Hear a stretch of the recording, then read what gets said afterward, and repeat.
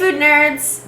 Welcome to the Gastro Nerd. I'm Julianne Fader, and I'm going to teach you the most kick-ass crostini appetizer hors d'oeuvre that you're ever going to make, and you're going to wow everybody, and then also have a great snack for yourself.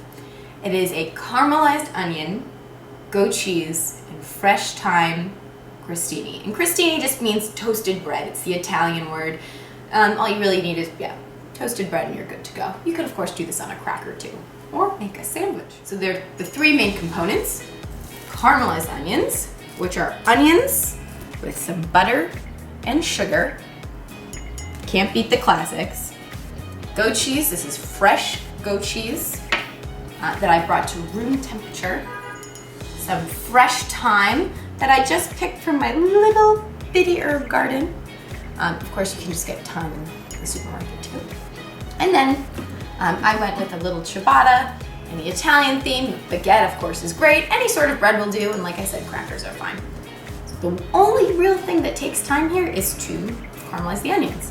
And knowing how to caramelize onions is, you can put caramelized onions on anything and it will make them better. Because it's onions with butter and sugar, hello, it's delicious. Get started. And these are gonna shrink. So whenever you're gonna make, think about how much you wanna make. I err on the side of another couple onions because it's really gonna shrink down. So just cut up a couple onions.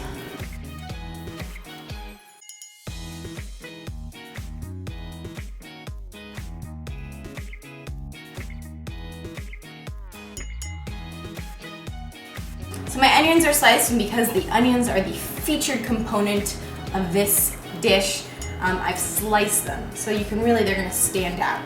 Nice long slices. So now to the pan. Now you can caramelize onions with olive oil. There are different ways to do this, but the best, classic, most delicious way is with our old friend butter.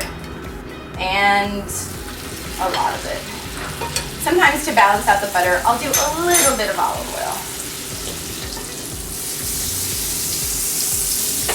You don't want to burn this butter. The onions are going to go right into the pan. So this is pretty full.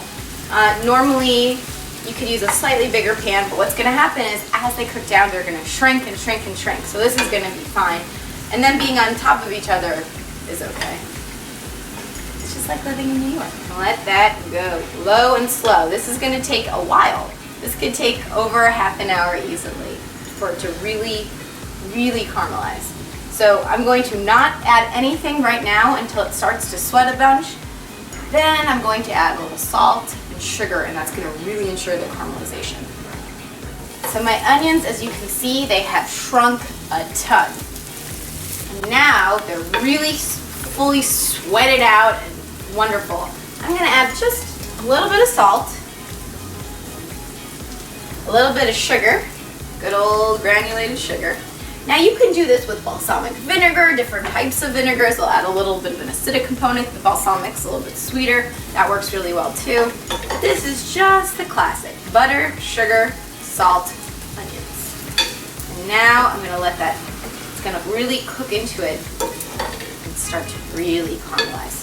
So that sugar, that brown that's in the onions, is from the natural sugar from the onions.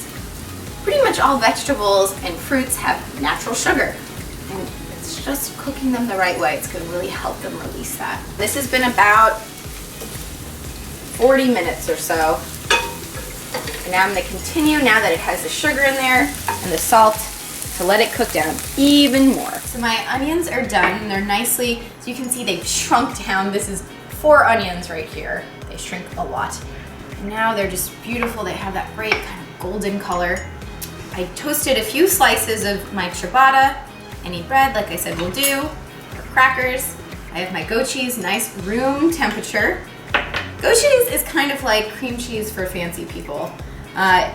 It's creamy and it's tangy, and it's just a lot more complex. To call it cream cheese is really a low blow, I'd say, but it's really so incredible, and I love to use it. It's great in salads, sandwiches. It's just a great alternative. It's just creamy and lovely. And it's apparently lower in lactose.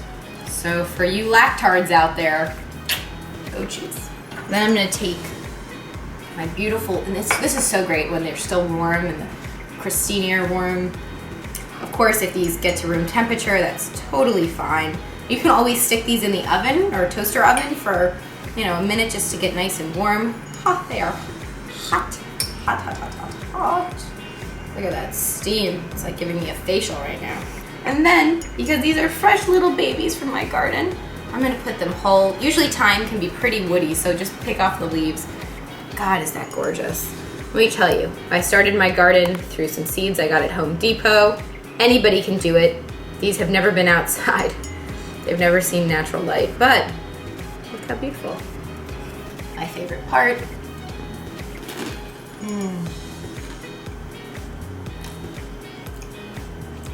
This is my, if I have goat cheese, I think I have goat cheese probably all over my face. It's all good. This is my hands down favorite hors d'oeuvre appetizer thing to put out if I ever have people over, and I just love it as a snack. It's great even for kids. Everybody loves it. So all you need to do is caramelize those onions and you are good to go. So super easy, goat cheese, caramelized onion, and fresh thyme crostini. You'll sound fancy and it will taste so delicious. Thanks for watching The Gastro Nerd. I'm Julianne Fader, and stay tuned for more delicious nerdiness to come.